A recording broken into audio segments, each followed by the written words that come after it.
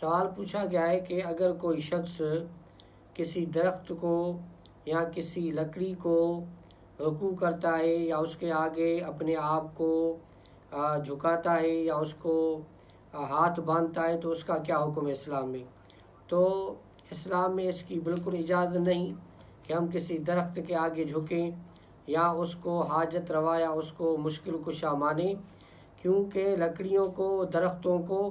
अल्लाह ताला ने हमारे लिए बनाया है और हमारे फ़ायदे के लिए बनाया है। और हम उन लकड़ियों को आग में जलाते हैं तो वो हमारी क्या मुश्किलें हल करेंगी। तो किसी भी लकड़ी के आगे या किसी भी दरख्त के आगे या किसी दरख्त को हम काट कर अगर उससे लकड़ी को हम निकालें, फिर उसको अच्छा करके फिर उसके आगे हम झुक जाएं, तो ये शिर्क है और इससे मुसलमानों को बचना चाहिए।